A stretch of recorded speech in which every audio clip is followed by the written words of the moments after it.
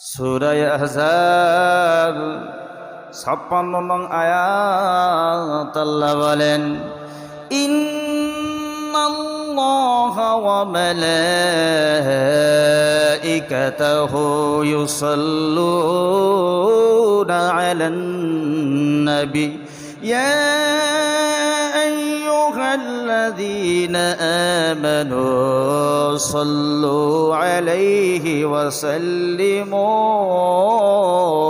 তাসলিমা। আল্লাহু আকবার কোন। আমার আল্লাহ ডাক দিয়া বলেন, আমি আল্লাহ নিশ্চয়ই, এখানে ইন্না শব্দ ব্যবহার করা হয়েছে, নিশ্চয়ই কোনো সন্দেহ নাই আমি আল্লাহ এবং ফেরেশতাগণ আমার নবীর নামের দরুদ পাঠ করি। কোন সুবহানাল্লাহ। আল্লাহ নিজে দরুদ পড়ে, ফেরেশতারাও পড়ে। এবার আল্লাহ বলছেন, ইয়া আইয়ুহাল্লাযীনা আমানু, হে ঈমানদারেরা, তোমরাও আমার নবীর নামের দরুদ প্রেরণ করো। আর একবার সুবহানাল্লাহ। যেহেতু আল্লাহ পড়েন, আবার আল্লাহর ফেরেশতারাও পড়েন, আবার আল্লাহ হুকুম দিলেন যে বান্দারা, ঈমানদার বান্দা বান্দিরা, তোমরাও আমার নবীর নামের দরুদ পড়ো। নামাজ কায়েম করা কার হুকুম? রোজা রাখা এটা কার হুকুম? সামর্থ্য থাকলে হজ করা এটাও কার হুকুম? আল্লাহ পাক, সেই আল্লাহ পাকে হুকুম করতেছেন যে বান্দারা, নামাজ যেমন আমার হুকুম, সেই আল্লাহ আমি হুকুম করলাম আমার নবীর শানে দরুদ প্রেরণ কর। বাইরা আমার, আল্লাহর নবী বলছেন, কোন আল্লাহর বান্দা যদি একবার আমি নবীর নামের দরুদ পড়ে, আল্লাহ রাব্বুল আলামিনের পক্ষ হইতে তার উপর 10 খানা রহমত নাজিল হয়। কয়টা? শুধু তাই নয়, আর এক হাদিসের মধ্যে বলা হচ্ছে, দরুদ শরীফ একবার পাঠ করার কারণে আমার আল্লাহ পাক ওই দরুদ পাঠকারীর 100টা হাজত পূর্ণ করে দেবে। আর একবার সুবহানাল্লাহ। দুনিয়ার মধ্যে 30টা শূন্যতা হাজত আল্লাহ পূর্ণ করে দেবে, পরকালে পরপারে যাইয়া ৭৪টা হাজত আল্লাহ পূর্ণ করে দেবে। সুতরাং সেই নবীর শানে দরুদ পাঠ করতে হবে। হুকুম কার? বন্ধুগণ আমার, কেন সেই নবীর নামের দরুদ পড়ব? যেই নবীকে সৃষ্টির সরদার, সরুরে কায়নাত বলা হয়েছে। ১,২৪,০০০ পয়গম্বর, মতান্তরে ২,২৪,০০০ পয়গম্বর। কোন নবীকে এত মর্যাদা দেওয়া হয় নাই, যতটা না মুজিজা, যতটা না মর্তবা মর্যাদা আমার নবীকে দেয়া হয়েছে। নবীরা শেষ জামানা, আখিরি জামানার পয়গম্বরের উম্মত হওয়ার জন্য আল্লাহর কাছে দোয়া করেছি যে আল্লাহ আমারে নবী না বানাইয়া আখিরি জামানার উম্মত হিসেবে কবুল করো। একজন পয়গম্বরের দোয়া আল্লাহ কবুল করছিলেন, নাম কি? ঈসা আলাইহিস সালাম। বন্ধুগণ আমার, ঈসা নবীকে আল্লাহ মুজিজা দিয়েছিলেন, মুসা নবীকেও মুজিজা দিয়েছিলেন। প্রত্যেকটা নবীকে আল্লাহ পাক মুজিজা দান করেছিলেন কম বেশি, কিন্তু আমার নবীর মুজিজাগুলো সমস্ত নবীর মুজিজার চাইতেও উত্তম। কোন সুবহানাল্লাহ। মুসা নবীর একটা মুজিজার লাঠি ছিল, এই লাঠিটার নাম কি জানেন কেউ? নাম হলো আসা। কি নাম? আসা। এই আসা থেকে অজগরে রূপান্তরিত হয়েছিল। এই ঘটনা আপনারা জানেন। হযরত মুসা নবী এই লাঠি দিয়ে একটা শুকনা পাথরের মধ্যে আঘাত করলো। আমার ভাইরা, শুকনা পাথরে আঘাত করার সঙ্গে সঙ্গে ওই পাথর থেকে 10টা পানির ঝর্ণা সৃষ্টি হয়ে গিয়েছিল। সুবহানাল্লাহ কোন। মিন হুসনাতা আশরাতা আইনা, এটা ছিল মুসা নবীর মুজিজা। কিন্তু আমার নবীজি লাঠিও লাগে নাই, আঙ্গুল দিয়ে আল্লাহর কুদরতে মুজিজা দেখাইছেন। আঙ্গুল দিয়ে পানির ঝর্ণা সৃষ্টি হয়েছিল। কোন সুবহানাল্লাহ।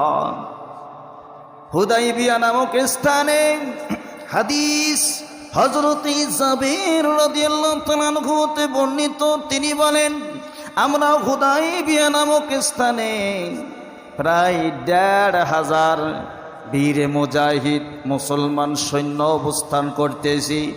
এমন সময় পানির আশঙ্কা দেখা দিল।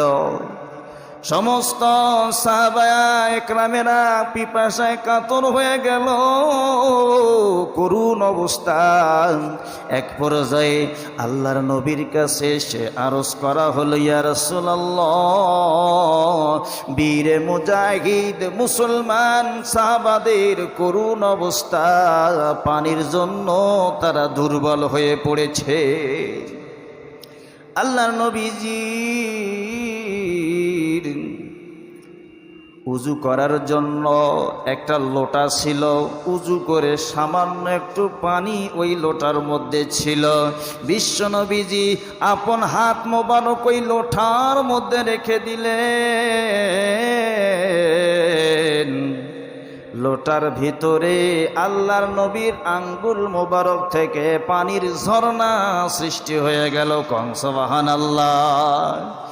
বন্ধুগণ আমার, হাদিস বর্ণনাকারী হযরতে জাবের রাদিয়াল্লাহু তাআলা আনহু বলেন, আমি লক্ষ্য করলাম ওই লোটা থেকে এমন ভাবে পানি বাহির হচ্ছিল, আমরা ১৫০০ বীরে মুজাহিদ মুসলমান সৈন্য এই জায়গায় উপস্থিত ছিলাম। তৃপ্তি সহকারে পানি পান করলাম। আমি জাবের লক্ষ্য করে দেখলাম আমরা ১৫০০ লোক পানি পান করেছি, কিন্তু যেইভাবে আল্লাহর নবীজির ওই লোটা থেকে পানি বাহির হচ্ছিল, যদি আমরা ১,০০,০০০ লোক থাকতাম তারপরেও নবীর লোটা থেকে পানি শেষ হতো না। এটা হলো নবীর মুজিজা। মুসা নবীর মুজিজা, লাঠি দিয়ে আঘাত করছে, তারপরে পানি বাহির হয়েছে। কিন্তু আল্লাহর নবীজি আঙ্গুল মুবারক দিয়ে পানি বাহির করছে। মহান আল্লাহর পক্ষ থেকে বিশ্ব নবীর মুজিজা মুসা নবীর থেকে বড় না ছোট? জোরে বলেন। আরেকজন পয়গম্বর ছিল ঈসা আলাইহিস সালাম, যিনি হাজার হাজার বছরের মৃত মানুষের সামনে দাঁড়াইয়া কুম বিইজনিল্লাহ বলার সঙ্গে সঙ্গে ওই মৃত মানুষটা জিন্দা হয়ে যেত। এটা ছিল ঈসা নবীর মুজিজা। কিন্তু আমার নবী প্রাণহীন এক টুকরা কাঠের ভেতরে প্রাণ নিয়ে এসেছেন। মুসনবী শরীফ মাওলানা রুমি ফার্সি ভাষায় লেখছেন, আমার বন্ধুগণ, ঈসা নবীর মুজিজা ছিল মরা মানুষকে জিন্দা করা। যেই মরা মানুষটার ভেতরে কিন্তু এক পর্যায়ে প্রাণ ছিল, কিন্তু আমার নবীজি একটা মরা কাঠের মধ্যেও প্রাণ নিয়ে এসেছেন। মসজিদের মধ্যে বিশ্ব নবীজি খুতবা দিতেন একটা কাঠের ওপরে ভর দিয়া। আমার ভাইরা, তখন এই মসজিদের মধ্যে মিম্বার তৈরি হয় নাই। এক পর্যায়ে যখন মসজিদের মিম্বার তৈরি হয়ে গেল, বিশ্বনবীজি যখন এই মিম্বারের মধ্যে উঠে খুতবা দেবে, এমন সময় ওই কাঠের টুকরা উচ্চ আওয়াজে কান্না করতে আরম্ভ করলো। মারহাবা কন। আমার ভাইরা, উপস্থিত সাহাবারা অবাক হয়ে গেল, কি ব্যাপার, একটা কাঠের মধ্যে থেকে কান্নার আওয়াজ আসে। আল্লাহর নবীজি ডেকে বললেন, ও হে কাঠের টুকরা, তুমি কান্না করো কেন? কারণ কি? কারণ কি? কাঠ ডাক দিয়ে বলে, রহমাতাল লিল আলামিন, দীর্ঘদিন আপনি আমার উপরে ভর দিয়ে খুতবা দিয়েছিলেন। আজকে মসজিদের মিম্বার তৈরি হওয়ার কারণে আপনি মিম্বারে বসে খুতবা দান করেন। আজকে আমি নবী হতে আলাদা হয়ে গেলাম, রহমাতুল লিল আলামিনের পরশ মুবারক থেকে আমি আলাদা হয়ে গেলাম, এই জন্য আমি কাঠের টুকরা কান্না করি। আমার ভাইরা, লম্বা ঘটনা। মুসনবী শরীফের লেখক মাওলানা রুমি বলেন, এই কাঠকে এক পর্যায়ে দাফন করা হলো। কিয়ামতের দিন এই কাঠের টুকরাও মানুষের সঙ্গে হাসরের ময়দানে দ্বন্দ্বায়মান হবে। তাহলে হযরতে ঈসা নবীর মুজিজা ছিল মরা মানুষকে জিন্দা করা, তার মধ্যে এক পর্যায়ে প্রাণ ছিল।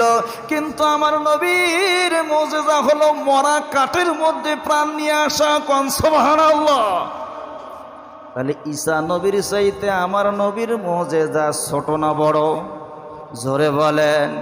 এই জন্য সেই নবীর নামের দরুদ পড়তে হবে, যেই নবীর মর্যাদা, মর্তবা, মুজিজা সমস্ত নবীর থেকে উত্তম। আল্লাহুম্মা সাল্লি আলা মুহাম্মাদ ওয়া আলা আলি সাইয়্যিদিনা মুহাম্মাদ। আল্লাহুম্মা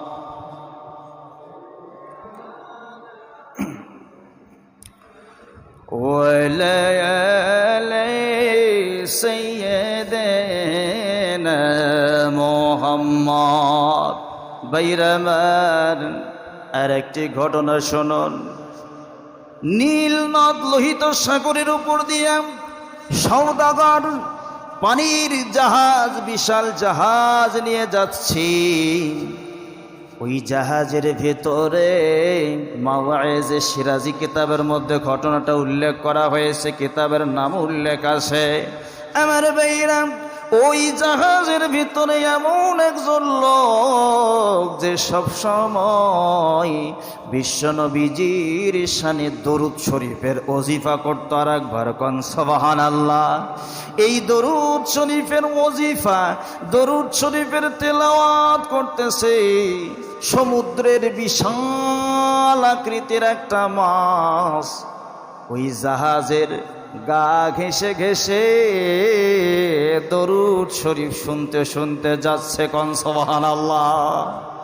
আমার ভাইরা, এত বড় মাছ জেলেরা দেখার পর এক পর্যায়ে জেলেরা ওই মাছকে ধরে ফেলল।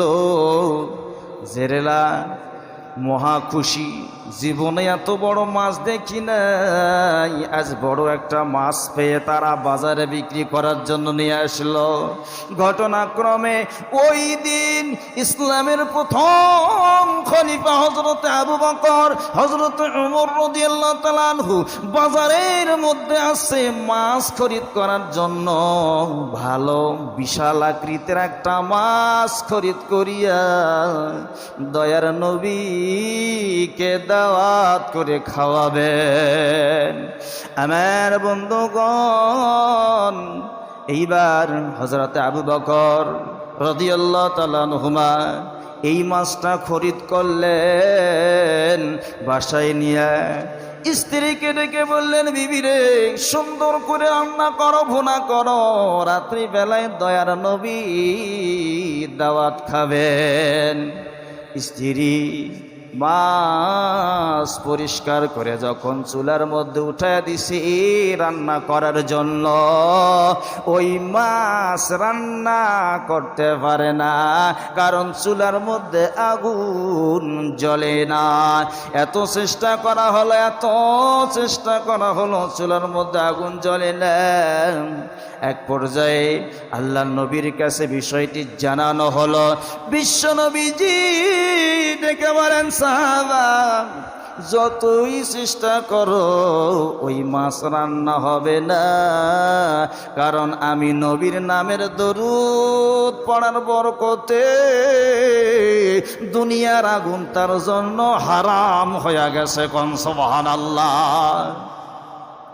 মাওলানা রুমি বলছেন, দরুদ শরীফের ওজিফা করার কারণে যদি দুনিয়ার আগুন ওই মাছের জন্য হারাম হয়ে যায়, দুনিয়ার মধ্যে যেই সমস্ত আল্লাহর নবীর উম্মতেরা দরুদ শরীফের ওজিফা করবে,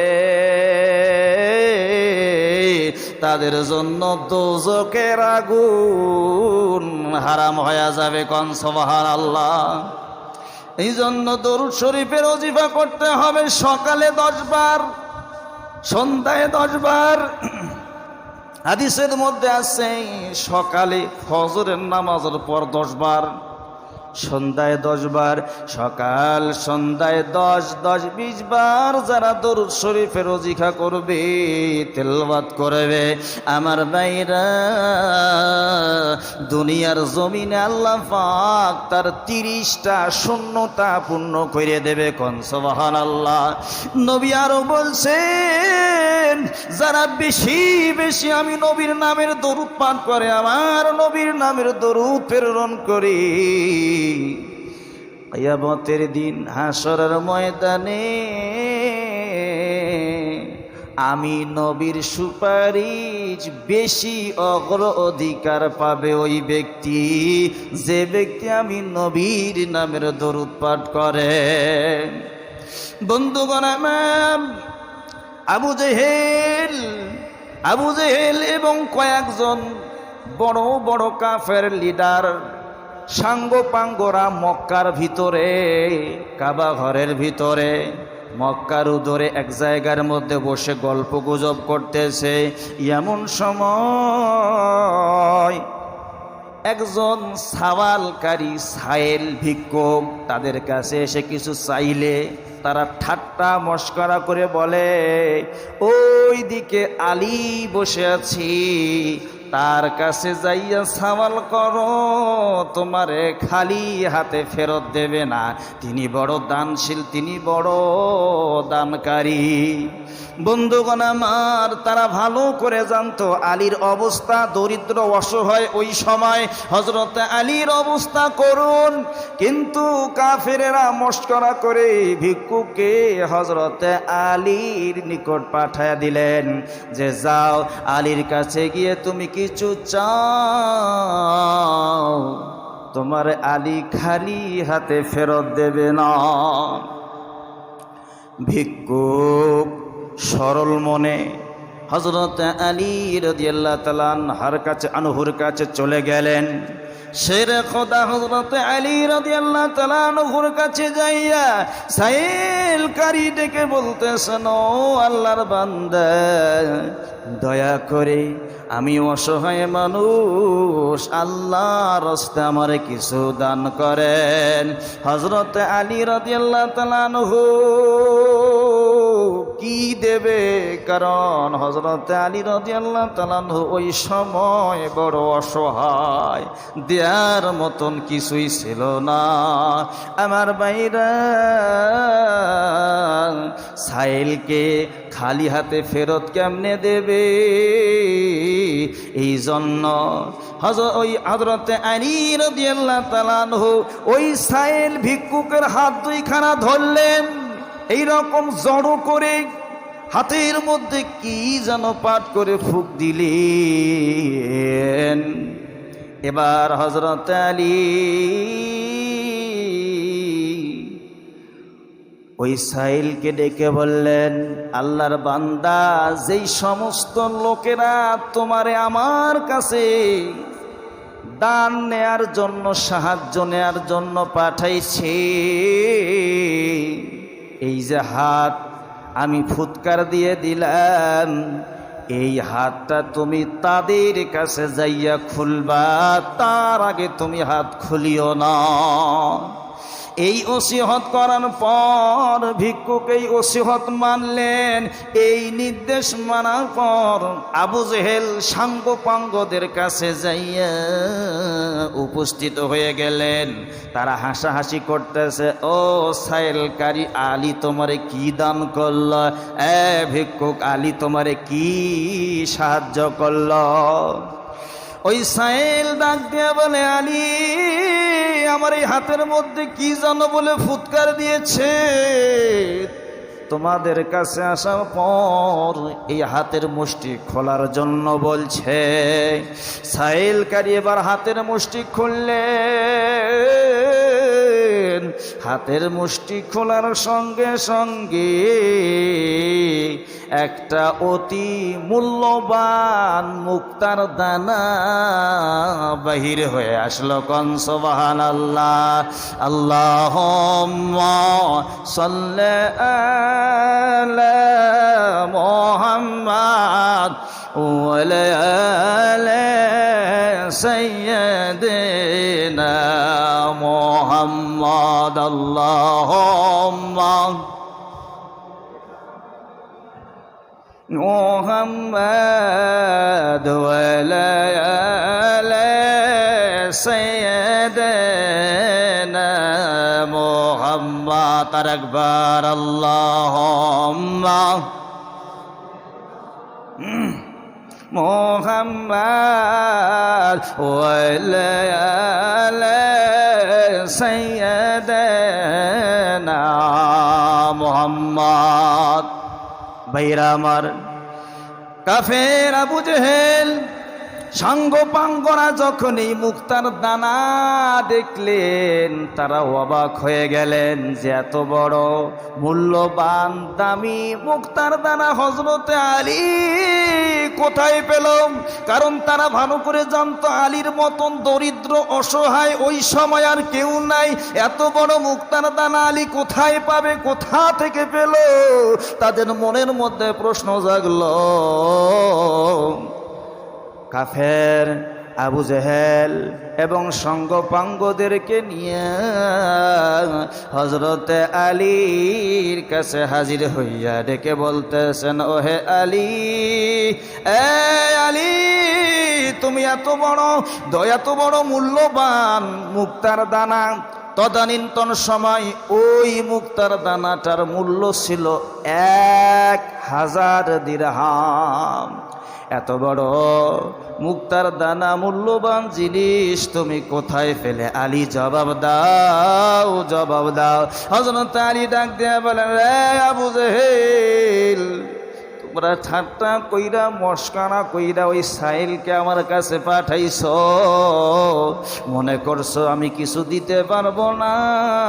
আমার কাছে কিছুই ছিল না, কিন্তু আমার নবীর ভালোবাসা, নবীর মহব্বত ছিল। সেই নবীর মায়ায়, সেই নবীর মহব্বতে আমি দরুদ শরীফ পড়িয়ে সাইলের হাতের মধ্যে ফুৎকার দিয়েছিলাম। আমার বন্ধুগণ, আমার ভাইয়েরা, হযরতে আলী বলে এই দরুদ শরীফ পড়ে ফুৎকার দেওয়ার কারণে একটা মুক্তার দানা সৃষ্টি হয়ে গেছে। কোন সুবহানাল্লাহ। তাহলে সেই নবীর নামের দরুদ পড়া দরকার আছে না নাই? আল্লাহ নিজেই বলছেন আমি দরুদ পড়ি, আমার ফেরেশতা পড়ে, তোমরাও পড়ো, নিশ্চয় কোনো সন্দেহ নাই। আল্লাহ বলছেন আমি পড়ি, আমার ফেরেশতা পড়ে, তোমরাও সেই নবীর শানের দরুদ পড়ো। দরুদ পড়লে লাভ আছে না লস আছে? তাহলে জুম্মার দিন, প্রথমে বলছি, লোকেরা আপনারা অনেকেই পেছনে আসেন, জুম্মার দিন আজান হবার পর খুতবা শুরু হওয়ার আগে কয়বার? 40 বার 40 বার দরুদ শরীফটা পাঠ করবেন এক জায়গার মধ্যে বসে। আমাদের মুসল্লিরা হলো অলস, আস্তে আস্তে লেট করি আসে। আজানের পর মসজিদের মধ্যে ঢুকে যাবেন, এই দরুদ শরীফের আমলটা অন্তত করবেন। ছোট্ট একটি দরুদ, আজানের পরে মসজিদে ঢুকে গেলেন, সুন্দর একটা জায়গা নির্বাচন করে বসে 40 বার। কয়বার? আল্লাহুম্মা সাল্লি আলা মুহাম্মাদিন নাবিয়্যিল উম্মিয়্যি ওয়া আলা আলিহি ওয়া সাল্লিম তাসলিমা। অনেক মুসল্লি এসে গেছেন, কারো মুখস্থ হয়েছে? আছে কার? হাত তোলেন। কার মুখস্থ? ওই যে একজন। আর কারো নেই? এই দরুদটা যদি আপনি জুম্মার নামাজের আগে পড়েন, একবারে সহিহ বুখারীর বর্ণনা, জুম্মার নামাজের আগে যদি 40 বার পড়েন 40 বছরের গুনাহ আল্লাহ মাফ করে দেয়। আবার একই দরুদ যদি আপনি জুম্মার দিন আসরের নামাজ পড়ার পর, সানি ইমাম সাহেব এখানে নাই, সানি ইমাম সাহেব মুয়াজ্জিন সাহেব বলে দেবেন, যখন আসরের নামাজ পড়া হবে, আসরের নামাজের পর সালাম ফিরানোর পর 80 বার দরুদটা পড়ার সময় দেবেন। যারা পড়লো, যাদের ব্যস্ততা আছে তারা চলে যাবে। বুঝেন নাই? এই 80 বার উক্ত দরুদ শরীফটা পাঠ করার কারণে আমার আল্লাহ পাক 80 বছরের গুনাহ মাফ করে দেবে। সুবহানাল্লাহ কোন। তাহলে এই আমলটা করতে আমরা রাজি আছে না নাই? যতক্ষণ পর্যন্ত দোয়া করা হয়, নবীর নামের দরুদ শরীফ যতক্ষণ পাঠ করা হয় না, আসমান জমিনে দোয়া ঝুলন্ত অবস্থায় রয়ে যায়। যখন কোন আল্লাহর বান্দা বান্দি দরুদ শরীফ পাঠ করে, এই দরুদ শরীফটা এদিক সেদিক ঘুরতে থাকে, হাওয়াতে ঘুরতে থাকে, আর বলে বেড়ায় যে আমি অমুক ব্যক্তির মুখের দরুদ, রাহমাতাল লিল আলামিনের দরুদ শরীফ। এই আওয়াজ যত মাখলুকাত শুনতে পায়, সমস্ত মাখলুকাত, সমস্ত সৃষ্টিজীব দরুদ পাঠকারীর জন্য রহমতের দোয়া করতে থাকে। কোন সুবহানাল্লাহ। এই জন্য দরুদগুলো মুখস্থ করবেন। কিছু ছোট ছোট দরুদ আছে নবীর নামের দরুদ, দরুদে ইব্রাহিম যেটা আমরা নামাজে পড়ি। এরপরও এছাড়া অনেক দরুদ আছে যেগুলো ছোট ছোট দরুদ, যেমন আল্লাহুম্মা সাল্লি আলা মুহাম্মাদিন ওয়াসিলাতি ওয়া ইলাইকা ওয়া সাল্লিম তাসলিমা, এটা একটা দরুদ। আল্লাহুম্মা সাল্লি আলা মুহাম্মাদিন ওয়া আলা আলি মুহাম্মাদ কামা সাল্লাইতা আলা ইব্রাহিম ওয়া আলা আলি ইব্রাহিম ইন্নাকা হামিদুম মাজিদ। আল্লাহুম্মা বারিক আলা মুহাম্মাদিন ওয়া আলা আলি মুহাম্মাদ কামা বারাকতা আলা ইব্রাহিম ওয়া আলা আলি ইব্রাহিম ইন্নাকা হামিদুম মাজিদ। দরুদ শরীফ পড়ার পর দোয়া করতে হবে, আর দোয়াটা সর্বপ্রথম দোয়ার নবীর রওজা মুবারকে পৌঁছায় দিতে হবে। সুতরাং এই দরুদ শরীফের আমল করার জন্য রাজি আছে না নাই? সকাল সন্ধ্যা কয়বার? 40 বার। মনে রাখছেন, সকাল সন্ধ্যায় 40 বার। এরপরে জুম্মার নামাজের আগে কয়বার? 40 বার। এরপরে জুম্মার